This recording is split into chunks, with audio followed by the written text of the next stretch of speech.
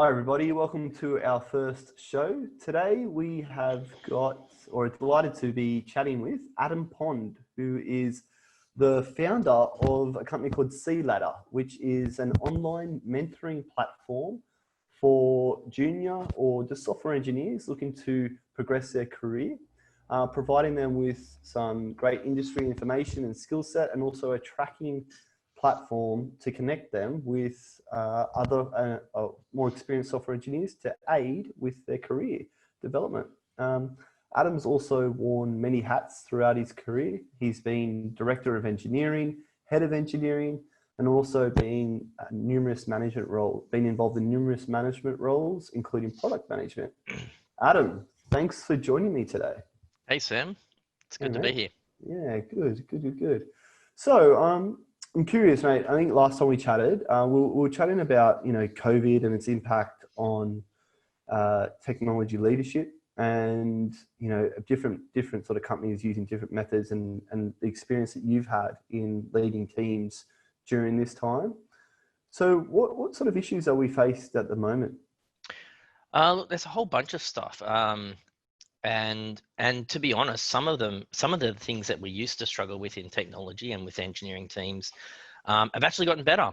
So I've looked at the data across my last teams, and from a month-on-month, 3-month comparison, pre and post COVID, we actually saw a massive increase in productivity in terms of just engagement with the work that they were doing, number of lines of code, all that sort of stuff. And you can measure a whole bunch of different activity, but the sum of it was that we actually picked up productivity. But we had to put a bunch of things in place in order to get to that. So we initially started with, I guess, prepping the team for how to work from home effectively. Some people have done it and some people haven't done it.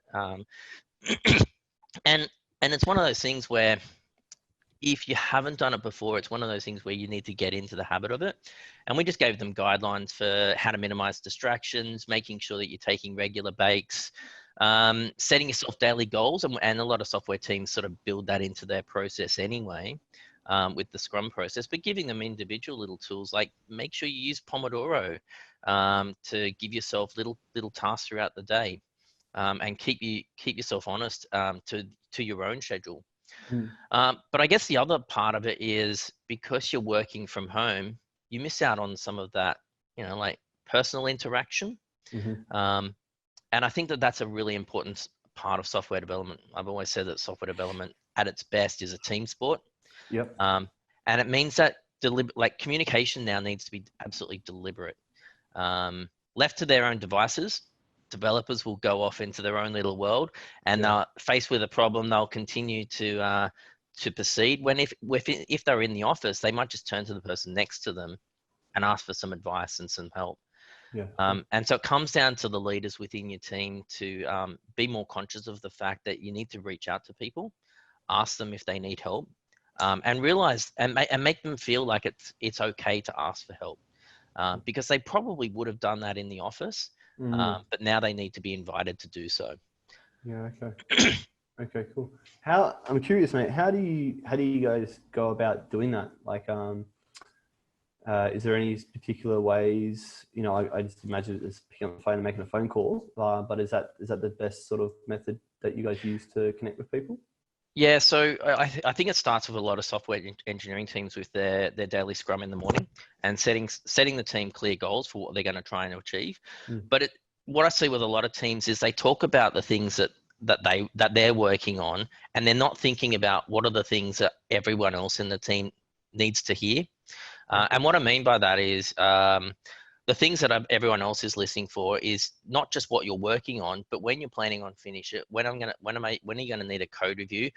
Who's going to do the testing? What type of testing needs to happen? Is there any feedback from anyone else in the business? Maybe a product owner that needs to go on there at the same time. And they're the things that other people are listening for.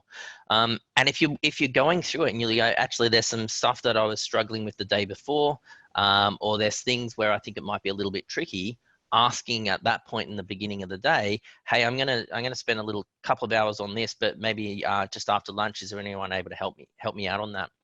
And encouraging people in the team as well to get more into things like pair programming, and extrapolating that out to mob programming. where everyone jumps on Zoom, or maybe just a couple of people jump on Zoom. You share your screen and work on the code at the same time. There's so many benefits of doing that. It's not just the fact that two sets of eyes on the same problem makes it much more likely that you're going to get the right outcome and reduce the amount of bugs, but you use that as a learning opportunity while you're doing that to learn how other people would have solved the problem. Yeah. And it takes care of that social aspect of software engineering as well. And I've seen that work really effectively in teams. Does require people with the right attitude and the right culture within the team. But if you've got that in place, and if you take active steps to encourage that, it's super effective. Yeah. Wow. So, what advice would you give people out there or companies out there that don't employ pair programming or mob programming? Because I know like mob programming has seen a fair bit of contentious or just criticism about in on LinkedIn. It's popped up a few times in my feed. Places do it sometimes well, and other places that don't. So, is there any sort of tips around that?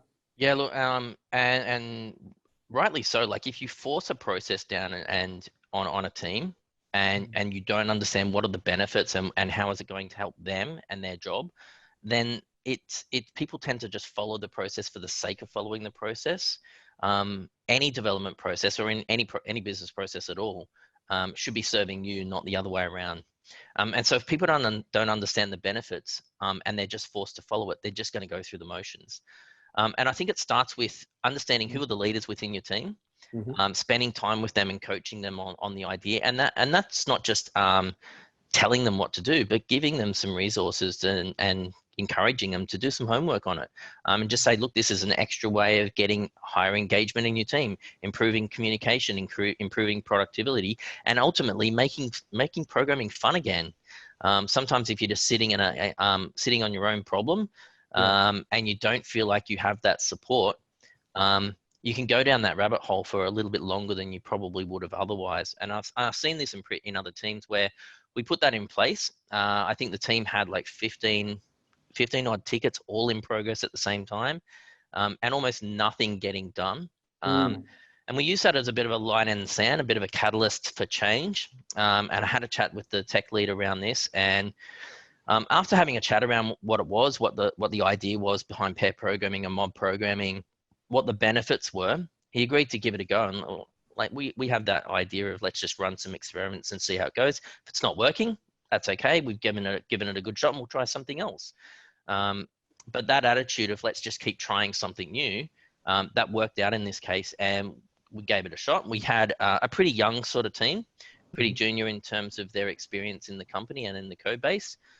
And after putting it in place, I was having a chat to one of the junior developers, and he was like, wow, this has been awesome. For the first time since working here, he felt like he was now given the support that he needed because he was unfamiliar with the technology, the code base, and how to be effective within that code base. And so now when he was running like a session where people were helping him out, they could give him advice as they were going. It means that instead of getting blocked every few minutes on things, he had someone there to keep moving him forward. And just that exposure over a couple of days, I think they cleared the entire backlog in the first couple of days. And as a result of focusing on one thing as a team, they were able to move things through that process a lot quicker. Yeah, wow. So does it, with that, it's kind of like a feedback loop when you've got it with people around it. Is that what you would outline it as, or? Yeah, look, it's one of those things. If you're working on a new feature, new story, you do want to make sure that you tighten that feedback loop quite a bit. And if you're doing mob pair programming or pair programming, you've got someone there looking over your shoulder, and the feedback is instant. They can see the work that you're doing. I find it tremendously valuable. If I'm coding, for example, having someone just pick you up on silly mistakes that every person makes, and it speeds you up, because instead of leaving that mistake there, you find out that one of your tests is broken. Now you've got to change gear, go and fix the test, then come back. It disrupts that flow, so it makes everything a lot more fluid. Yeah. Wow. And for junior developers, that works tremendously well. And I guess for the other side of things, you might say like senior developers, oh yeah, they should be able to cope without that. I think most senior developers, they love the opportunity to share and coach other people in the teams. But it's also a good idea to for them as well. They can learn from other people. So junior developers, they don't come in with nothing. They've learned different techniques, and they've learned from different ways of doing things. And I'm constantly learning, even from junior developers, different ways of doing things. Yeah. Right. Yeah, it sounds absolutely fascinating, and sounds like a pretty cool tool for people to employ. And also around about, I could see it really adding culture to, especially in like the remote working environment, because I know it's like a way of a lot of companies out there are sort of struggling with at the moment. It's how to keep and maintain culture in the remote working environment. So I can see this as being a method or a tool that companies can employ to do that. Yeah, absolutely. Okay, cool. Mate, you also mentioned pomodoro at the start. What's pomodoro? I've heard it before. It's like the tomato timer, right? Where you set Yeah. things. Yeah. Is that something that you guys set out as a work from home guideline? Yeah, absolutely. It's just a little productivity hack that makes people like it makes you a lot more effective throughout the day. And the basic premise is it divides your day into 25-minute sessions, or at least that's the default for most of them. And the general methodology is you work for 25 minutes, you focus on a single task, and you try your best to get that task completed within the 25 minutes. If you do complete it, you start straight away on the next task, and then as soon as you get to the 25 minutes, you take a 5-minute break. And that just gives you that opportunity to sort of clear your thoughts, get your energy levels back up again. And especially for millennials, allow them to get that little dopamine rush from hitting up Facebook and things like that. And that's okay. These are the things that people get used to, and you don't want to remove it completely, but you don't want to have those distractions while you're doing development. So it builds a process up around high levels of concentration and then a little break. And then after 3 repetitive Pomodoros, and that tends to line up with, roughly about 90 minutes, which is what most people's concentration span is, you're allowed a much longer break. Yeah, you take a longer break. Yep. Yeah, I can imagine. Yeah, I can see that happening. Yeah, I've heard it, a few like productivity whizzes, or I guess gurus, coaches out there rave about Pomodoro, and it's something that I try to employ as well. And I think it's just by removing all distractions and just focusing on one task for a specific time, yeah, you can see productivity go through the door. Oh man, I think the biggest benefit is actually stopping you from getting distracted. Like when you're in software development, it's so easy to go, while I'm fixing on this one little thing, you notice something else and you go, oh, I'll just fix that while I'm here as well. Oh, hang on, I'll have a look at this as well. And next thing you know, you're going down that rabbit hole on something that's unrelated to the task that you're doing. And the process encourages you. It's not to say that you won't work on those things, but just add them to the backlog or add them to your little to-do list, and you can work on them as in a subsequent Pomodoro. But when you're doing that, it means that you're consciously focusing on the things that are the highest priorities. And when you do that, you often look at the things that you would have spent time on, and you prioritize them, and you end up not spending time on them because you're consciously thinking about whether you should work on something rather than just gravitating it to it because you want to. Yeah, right. I see. Okay, that's cool. That's a great little hack. Are there any other working from home guidelines that you feel are positive to mention? Yeah, look, there's just basic ones. If really basic one, make sure you always get dressed as if you're going to go to work. Schedule your breaks throughout the day. And what I found with after the last couple of months of working from home, what I found is a lot of people are working longer hours because they don't have that travel on either side. And especially with developers, once you get that high level of focus, you get into the zone. It depends on the, I guess, where they're at in their career and their lifestyle. But if they're more on the junior side and they don't have family around them to distract them, they'll often work into the night. Now, that's not a problem if you're loving what you're doing. It comes down to that whole work-life balance. There is no such thing if your work is the thing that you love doing in your life anyway. But at the end of the day, you still need to make sure you've got healthy habits in your life as well. and putting time into your calendar for doing those things, taking your lunch breaks and going for a walk, doing some physical activity, meaning that you make time for those activities, as opposed to while you're in the office, a couple of guys get together and you go out for lunch, and you still get that, I guess, that physical break. But you need to be a lot more deliberate about it, because you won't have someone to remind you now. Yeah. Okay. Yeah. And it's such an important thing, because I think like as software engineers and developers, or anyone who can actually just sort of plug away and just get into that flow or into that zone, Yeah, into your work mode, you know, time as itself kind of like disappears, and it's one of those core characteristics of being into that flow state. yeah, But you know, as time disappears, so does anything else that could be of importance. So it could be yeah, even eating. Sometimes, like I find I don't even get up to go to the toilet if I get so focused on something for a couple of hours, you know, and I'm like, oh, I actually need to go do something. Yeah. So, yeah, yeah, it can be quite important, and it is definitely important to make sure you have those breaks for eating, for exercise, and for sleep as well, to make sure yeah. you're getting enough sleep during the day.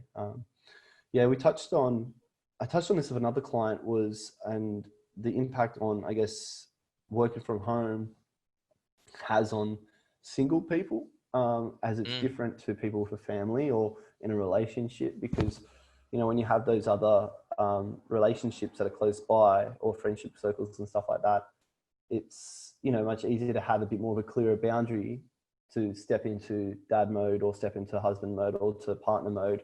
Whereas if you're single, it can be a bit different, because you've got no one else to hold you accountable. So you find some people will keep working and can work themselves to the bone, and like it can be a bit of a mental exhaustion around that sort of thing as well. Yeah, I mean, yeah, that's a whole other kettle of fish, right? yeah. I think your productivity, you do see, and I've talked to so many different Mm. development managers, and I've seen and heard a lot of people talk about the same sort of thing. Productivity has generally gone up.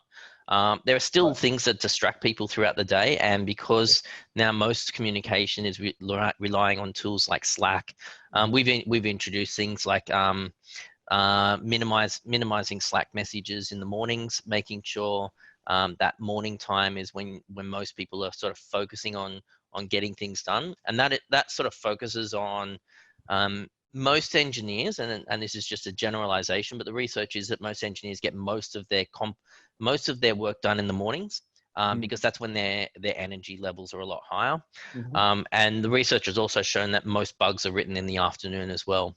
So focusing that time in the Wow. morning for high concentration time, allowing meetings and other things to happen in the afternoon if you do need to have them.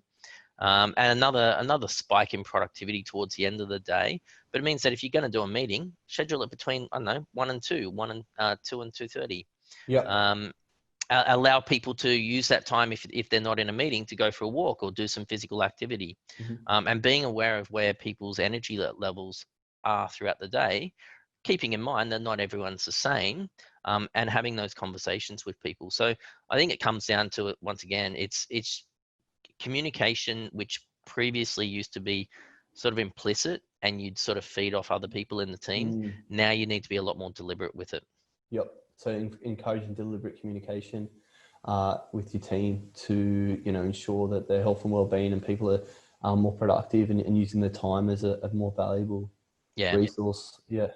Man, that's super fascinating about those studies around productivity, especially software engineers in the morning. I know as like a salesperson myself, and being in recruitment, yeah, like I'm exactly the same. I find in the morning, that's where I get the majority of my work done. And if I haven't done it by, you know, midday, it's a lot harder for me to drag up the energy to do something. So Yeah.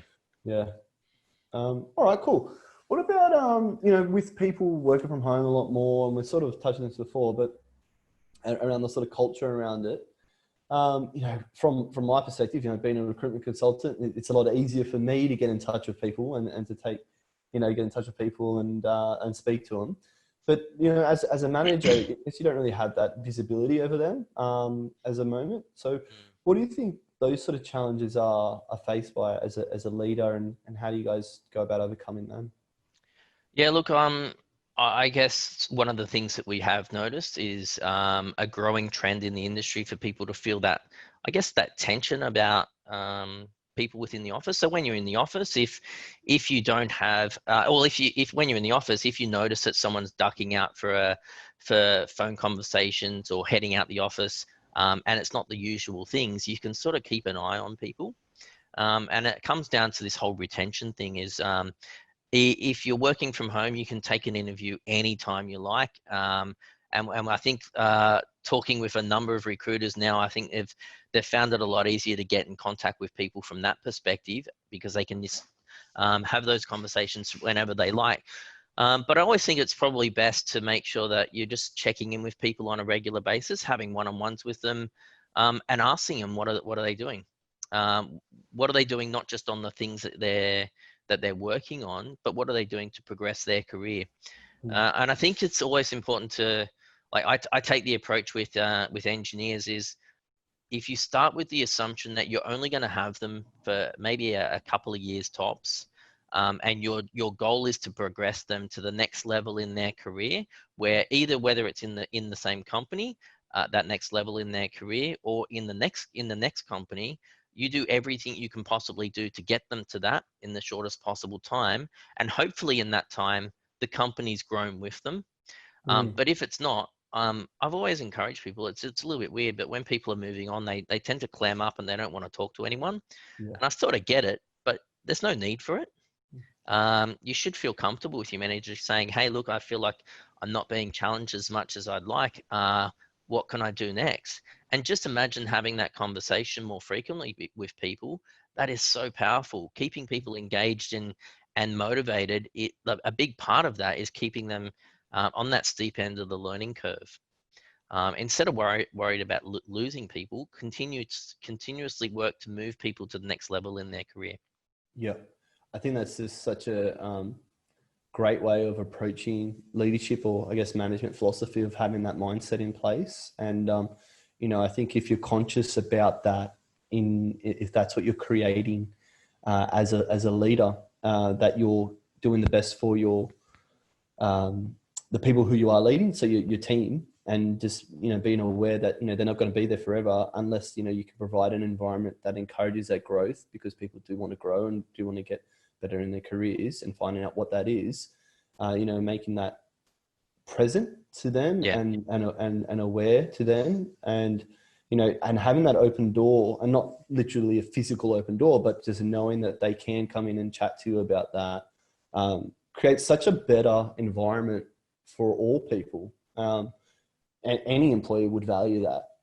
I know I would have, and in my previous career, and the managers that I've had who have had that philosophy, I've always had a much better relationship about that, and been able to be open talking to people. And I think as a recruitment consultant, when I speak to candidates who are wanting to leave, quite often it's due to that fact that they don't have that ability to have that conversation with the manager, or they've never had that environment. And it goes to that. Because of the power nature, it has to start with the manager first. And you have to introduce those types of topics, like where do you want to be in your career in the next 12 months, the next couple of years, and encourage them that, hey, look, if that role doesn't exist here, that's fine. Let me know, and I'll do everything I can to help you out. And I'll give you a good example. I was having a chat to, it was a couple of years ago now. I was having a chat to a young guy. We just promoted him from, I think he'd started as junior and he'd moved up to dev, and we just promoted him up to senior. He'd actually been super talented, really, really bright. And I sat down one night and I was saying, hey, what are you doing, man? Because I noticed at lunchtimes, he jumps into a room and he does some study. And I was like, what are you doing? What are you working on? And he told me what he's working on during the day. And I was like, no. What are you working on? I noticed you've been reading throughout the day. He goes, oh yeah, I'm reading this book. I think it was like he's working towards a certification from Microsoft to become an architect. And I was like, wow, that's awesome, dude. Like, what else are you doing? He said, oh, I'm looking into design principles, and he was a lot of the focus. I was like, well, hang on. So what do you think is the most important skill of an architect, of a software architect? He said, oh, well, knowledge of architecture, knowledge of best design principles. And I was like, yep, no, that's not it. He's like, oh, knowledge of quality and testing. I'm like, no, that's not it. And he says, I give up. What is it? And I said, communication. Communication is the most important skill of an architect. You can have all of the knowledge of architecture in the world, but if you can't communicate it effectively, you're not a great architect. Take someone who has an average knowledge of architecture, an average knowledge of design, but an excellent communicator, and they're able to outline the vision of the architecture, follow up with people on a regular basis, do spot checks to make sure that the implementation is regularly matching what the vision is. That's what an effective architect is. And he's like, oh well, how do you get better at that? And I say, like, because he was an Asian guy and he had a very thick accent. I said, that's probably going to be one of the biggest blocking issues for you to move into architecture. And you could see the life drain out of his face, because I don't think anyone had ever been that honest with him before. But I said, but there's absolutely things that you can do to fix that up. Obviously, when you go home and you're talking with your friends, go out of your way to talk to them in English, because I'd heard him a number of times talking with his friends in Mandarin. I said, but the other thing that you can do is just go to Toastmasters, sign up, and get some practice at it. They'll give you tips on how to be much more structured in the way you think about communicating, how you approach it, and how you deliver it as well, with not just the things you say, but with your body language. And at the same time, whenever you're in a conversation with a bunch of developers, grab the whiteboard marker and be the first up onto the board. And communicating with a pen in your hand and drawing it at the same time will eliminate some of the needs for that. And having those types of conversations around the next level for him, he found it tremendously valuable, because often the skills that you need to get to the next level in your career aren't always obvious, and quite frankly, not many people even tell you what they are. Yep. I think that's such an important topic that you touched on, and look, it's not just for architects. It can go for a lot of people. Yeah, and I don't think I've ever taken a job brief in my career where the hiring manager hasn't listed communication skills as being one of the core competencies that they look for while they're using me. It's just a must-have. And what you just touched on is, as Toastmasters, is such an important thing that we can, not important, but such a great tool that people can use and utilize to, especially if English is their second language, to empower them to be confident communicators. And even if English is their first language, Toastmasters does wonders. Like, I've done a couple of Toastmasters. I've never done a course, but I've gone to Toastmasters a couple of times. This is a bit of a refresher of just getting some more public speaking experience. And every time I go up and do it, I feel my heart pump, the butterflies in my stomach, and get that anxiety and fear. But you just push yourself through those barriers, and it does wonders for people. It really does. And I highly suggest that for anyone who is either struggling with communication or having that sort of fear and anxiety around. Well, that's just an example of one skill, but I guess this is like the fundamental principle of C Ladder, is that as you go through your career, the skills you need to get to the next level aren't the skills that you already have. And you look back on your career and you go, it's clear now what I needed to learn in order to get there. But I wish someone had told me. Now you can Google it and you can find it, but it's a whole bunch of stuff that gets thrown at you, and it isn't specific for your position in your career. And that's what C Ladder brings. It's a clear direction as to these are the skills that you're missing for the next level, and then as soon as you get there, and now these are the skills that you're missing.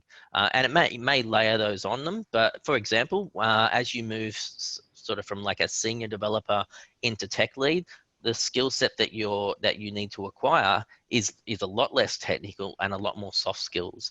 So you're looking at effective communication, conflict management, how to do one-on-ones, or at least manage people's individual expectations, an element of career development, or at least understanding that learning goals within everyone in your team is absolutely essential. And continuing to work on how to understand motivation within the team, what people are engaged by, and how to have those conversations up front so that you can actually drive that within the team. They're the things that tech leads tend not to get told about, because they continue to think that it's a linear progression throughout their career. And those skills start to get woven in as you become senior. Mm-hmm. But I think the industry's definition of like junior, mid, senior, it's Mm. just not granular enough. Mm-hmm. And that's what we do in C Letter. We break every career down into 12 separate steps, so that you've got a lot more granulation, if that's even a word, Yeah. in your career, so you know exactly what to work on. Mm-hmm. Mm-hmm. Man, that's fantastic. I think that's yeah. I think different places of where you go. Yeah, there isn't a clear definition of what junior is or mid is or senior is. So yeah, I think that can give a great foresight of people looking towards their career, of what they want to attain, and have that sort of bridge or the gap of the knowledge as well. Yeah. Um, all right, cool. Is there anything else you wanted to chat about? I think like we were talking about like the long-term impacts of COVID and working from home. I think like in the long Mm. run, we've seen some like, well, you know, it's very, very new to everyone, right, at the moment. But you know, what have you seen as a leader sort of pop up? Yeah, look, I talk to a lot of people around this sort of stuff because I think a lot of people in engineering, it's like everyone else is struggling with working from home, and most engineers like, wow, this is awesome.